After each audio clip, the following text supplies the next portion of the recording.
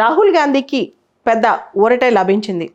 Supreme court ఆయన conviction పైన stay ఇచ్చింది.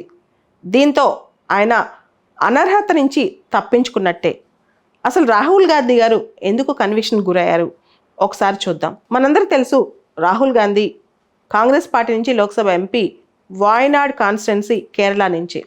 అయితే ఆయన 2019 లోక్సభ ఎలక్షన్ సందర్భంగా కర్ణాటక కోలార్ ప్రాంతంలో మాట్లాడుతూ మోడీ ఇంటి పేరున్న వాళ్ళందరూ కూడా దొంగలే అన్నట్టు మాట్లాడారు.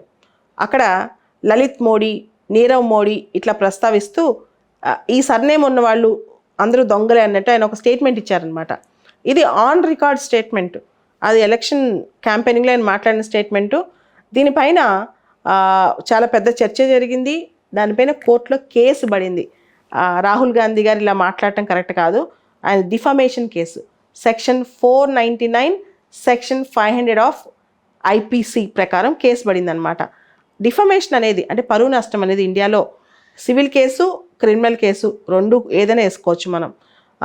సివిల్ కేసులో అయితే పరిహారం భారీగా చెల్లించాల్సి వస్తుంది ప్రూవ్ అయితే.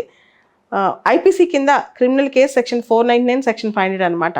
డిఫమేషన్ అంటే ఏదైనా మాటల ద్వారా కానీ, విజిబుల్ రిప్రజెంటేషన్ ద్వారా కానీ, సైన్స్ ద్వారా కానీ, ఏదైనా భావ వ్యక్తీకరణ ద్వారా కానీ ఎదుటి వ్యక్తి యొక్క పరువు తీస్తే దాన్ని డిఫమేషన్ కిందకు వస్తుంది అనమాట. అది సెక్షన్ 499 డిఫైన్ చేస్తుంది వాట్ ఈజ్ డిఫమేషన్ అని చెప్పి. సో ఐపీసీ కింద డిఫమేషన్కి కనిష్టంగా హైయెస్ట్ అంటే ఎక్కువ శిక్ష అంటే 2 సంవత్సరాలు అనమాట. దీనికి సంబంధించి ఆ కేసు ప్రూవ్ అయింది. ఆయన రాహుల్ గాంధీ పైన కేసు అది సూరత్లో మెజిస్ట్రేట్ కోర్టు ఆయనకి శిక్ష వేసింది. తర్వాత సూరత్ సెషన్స్ కోర్టు ఆ శిక్షను కన్ఫర్మ్ చేసింది.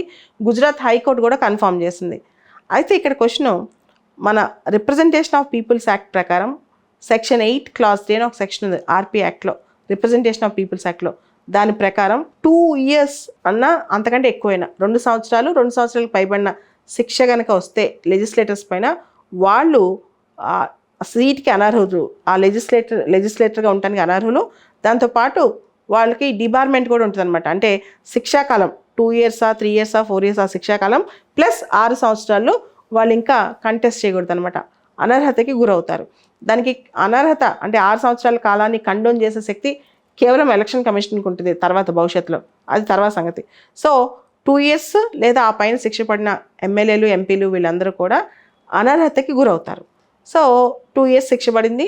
వెంటనే లోక్సభ నోటిఫికేషన్ జారీ చేసి రాహుల్ గాంధీ గారిని లోక్సభ సభ్యత్వాన్ని సస్పెండ్ చేస్తూ నోటిఫికేషన్ ఇచ్చేసింది అనమాట, డిస్క్వాలిఫై చేసేసింది. సో దాంతో రాహుల్ గాంధీ గారు ఇప్పుడు లోక్సభ సభ్యులుగా లేరు.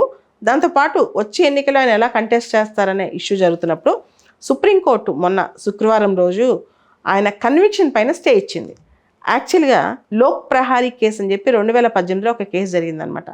ఆ కేసు ప్రకారం కన్విక్షన్ పైన స్టే వస్తే గనక, పనిష్మెంట్ మీద స్టే కాదు, కన్విక్షన్ అంటే నేరారోపణ పైన స్టే వస్తే, కన్విక్ట్ అయి ఉన్న వ్యక్తిని అంటే నువ్వు తప్పు చేసావని కన్విక్షన్ ఉన్న దానిపైన పై కోర్టు కనుక స్టే ఇస్తే అప్పుడు మళ్ళీ వాళ్ళు ఆ డిస్క్వాలిఫికేషన్ పక్కన పెట్టి మళ్ళీ వాళ్ళు కంటిన్యూ అవ్వచ్చు, కంటెస్ట్ చేయొచ్చు అనమాట. ఇప్పుడు సుప్రీంకోర్టు రాహుల్ గాంధీ గారి కన్విక్షన్ మీద స్టే వచ్చింది. అంటే రాహుల్ గాంధీ గారు ఇప్పుడు మళ్ళీ లోక్సభ నోటిఫికేషన్ జారీ చేసి రాహుల్ గాంధీ గారి లోక్సభ సభ్యత్వాన్ని కంటిన్యూ చేయొచ్చు. దాంతోపాటు నెక్స్ట్ ఎలక్షన్స్లో కూడా ఆయన కంటెస్ట్ చేయొచ్చు అనమాట. అయితే మనకు తెలుసు, ఇంతకుముందు section 8 clause 4 of representation of peoples యాక్ట్లో ఒక మాట ఉండేది. సెక్షన్ 8 క్లాస్ 4 ప్రకారం ఏంటంటే ఎవరికైనా 2 years కానీ ఆ పైన కానీ శిక్ష పడినప్పుడు ఎంపీ కానీ ఎమ్మెల్యే కానీ వాళ్ళు వితిన్ 3 months 3 నెలల లోపల they can appeal to the higher court, next కోర్టుకి అపీల్ చేసుకోవచ్చు అనమాట.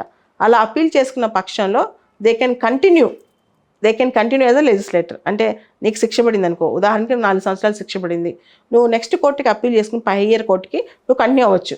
కానీ 2013లో లిల్లీ థామస్ అండ్ జన్ చౌకీదారీ కేసెస్లో సుప్రీంకోర్టు చెప్పింది 2 సంవత్సరాల కన్నా ఎక్కువ కన్విక్షన్ అయితే కింద కోర్టులో, అప్పుడు నువ్వు పై కోర్టుకి అప్పీల్ చేసినా సరే నువ్వు లెజిస్లేటర్ సీట్కి ఖాళీ చేయాల్సిందే, నువ్వు ఎంపీగా ఎమ్మెల్యేగా కంటిన్యూ చేయడానికి అవకాశమే లేదని. మీకు గుర్తుండే ఉంటుంది, ఆ టైంలో జయలలిత తమిళనాడులో చీఫ్ మినిస్టర్ అనమాట. ఆవిడ పైన ఈ కరప్షన్ కేసులో కన్విక్షన్ వచ్చింది.